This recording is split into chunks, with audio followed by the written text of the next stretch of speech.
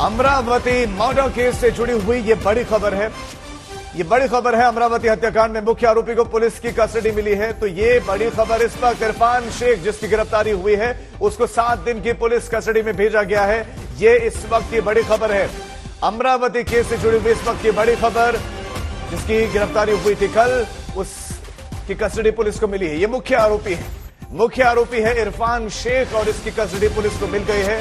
Police अब जांच आगे बढ़ाएगी। एनआईए इस मामले में जांच कर रहे हैं, एटीएस भी इस मामले में जांच कर रहे हैं। लेकिन अमरावती मर्डर केस में पुलिस की एफआईआर में एक बड़ा खुलासा हुआ है। हत्या से एक वर्ग विशेष को डराने की कोशिश थी, एक वर्ग तक संदेश पहुंचाने की कोशिश थी, एक वर्ग में दहशत फैलाने की कोशिश थी।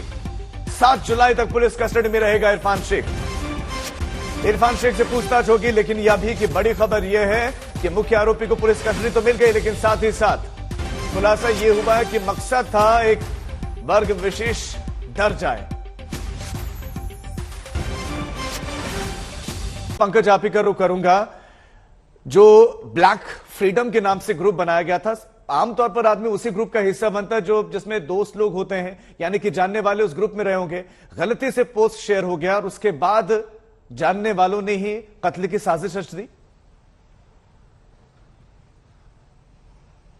जी हाँ, बिल्कुल। ये जो व्हाट्सएप ग्रुप था, दोनों उस व्हाट्सएप ग्रुप के एडमिन थे। दोनों अच्छे दोस्त थे, काफी लंबे समय से दोस्त रह चुके हैं। और ये जो उमेश कोल्ले है 54 वर्ष के, ये लगातार यूसुफ को, जो कि खुद को डॉक्टर कहलाता था, उनके शॉप पर आया करता था, मेडिकल शॉप पर आया करता था, उसको लगातार मदद कर रहे थे।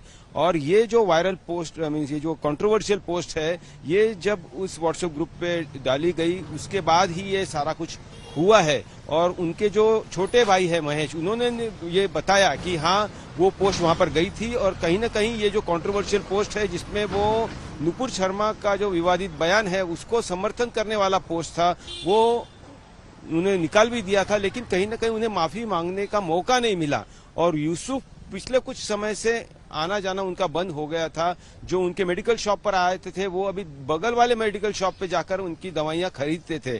तो कहीं ना कहीं इसमें 2 एंगल्स दिखाई दे रहे हैं। एक तो ये जो बदला लेने वाला ग्रुप है या जो विवादास्पद बयान है उसको समर्थन करने वाली ये जो घटना घटी है, उस कारण भी ये घटना हुई है, जो भी अभी के जो तफ्तीश है वो बता रही है। और दूसरा है कि अपने दोस्त ने ही दोस्त से जो राशि ली थी वो वापस शायद नहीं करनी थी, इसलिए ये घटना हुई है क्या। और जो भी लोग, जो रेडिकलाइज लोग हैं, उन्हें बहका कर इस तरफ दिखाकर कि ये देखो ये पोस्ट है और ऐसा हुआ है, ये विवादित बयान है, इस पर अभी आजकल ऑप्शंस होते हैं, शेयर हो जाता है बहुत इजीली। कई बार लोग पढ़ते भी नहीं और शेयर कर देते हैं। ये एक आम मानसिकता है, उसमें धर्म नहीं देखा जाता, लोग फॉरवर्ड कर देते हैं। लेकिन मैं आपसे समझना चाहता हूं, पहले ब्लैक फ्रीडम करके एक व्हाट्सएप ग्रुप था, उसमें उन्होंने शेयर किया। लेकिन इस ग्रुप से एक दूसरा ग्रुप बताया जा रहा है, उसमें शेयर किया गया था, रहबरिया नाम उस ग्रुप का। तो उसमें किसने शेयर किया था और क्या उसमें साथ साथ में कंटेंट ऐड किया था उस कंटेंट के साथ? देखिए, ये पहला जो व्हाट्सएप ग्रुप है जिस पर उमेश ने शेयर किया था, और उसी ग्रुप में ये जो यूसुफ है वो भी एक एडमिन है, वो भी एक मेंबर है। वहां से ये और दूसरे ग्रुप में गया है क्या, और वो जांच है जो कि एनआईए और एटीएस या लोकल पुलिस ही बताएगी।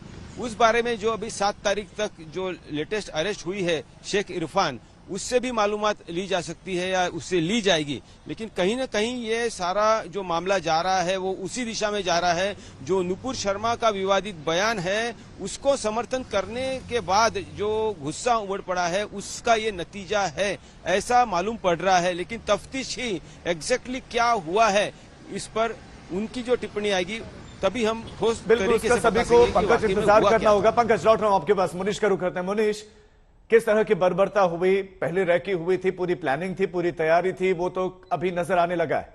लेकिन 21 तारीख की रात को किस कदर बर्बरता हुई थी, पोस्टमार्टम रिपोर्ट क्या कह रही है?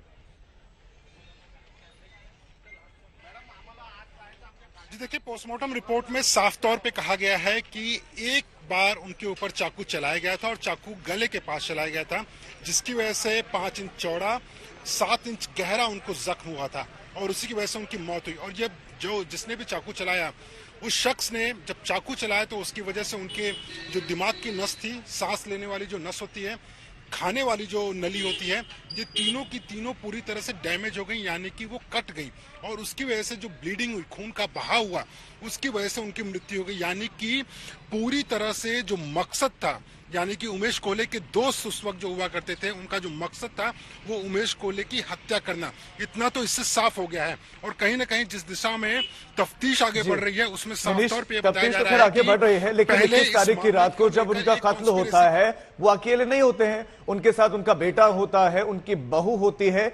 यानी इरादा वो टारगेट कर आए थे कि किसको मारना है, बहू और बेटे को छुआ भी नहीं। जी बिल्कुल, जिस दिन से ये जो स्क्रीनशॉट की आप बात कर रहे थे थोड़ी देर पहले, जो व्हाट्सएप फॉरवर्ड की बात कर रहे थे, जिस दिन से वो शुरू हुआ था उसी दिन से उस चीज को लेकर बातचीत शुरू हुई थी। यानी कि यूसुफ खान जो कि ब्लैक फ्रीडम नाम के एक व्हाट्सएप ग्रुप का हिस्सा हुआ करता था, उसने जो उमेश कोल्हे का नुपुर शर्मा के बयान को समर्थन करने वाला पोस्ट था, उसका उन्होंने स्क्रीनशॉट लेकर दूसरे ग्रुप्स में भी फॉरवर्ड किया। रहबरिया ग्रुप, ना सिर्फ दूसरे ग्रुप्स में बल्कि उन्होंने उसको लेकर जो पर्सनल व्हाट्सएप होते हैं कई लोगों में फैलाया, और जो एक साथ एक जैसी मानसिकता रखने वाले लोग थे वैसे 6 और लोगों को अपने साथ यूसुफ लेकर आया। इरफान शेख को बताया गया, और इरफान शेख जो कि साजिश करता बताया जा रहा है, इरफान शेख वो शख्स था जिसने की पूरी साजिश रची। यानी कि एक जो विवाद शुरू हुआ था उसके बाद में साजिश शुरू हुई, और साजिश शुरू होने के बाद में बाकायदा रेकी कर समय निर्धारित किया गया, इंसान चुना गया कि कौन उनके ऊपर चाकू चलाएगा। वो तो अपने मकसद में मुनीश कामयाब भी हो गई 21 तारीख को। मुनीश, आपका और पंकज आपका दोनों का बहुत शुक्रिया इस तमाम जानकारी के लिए।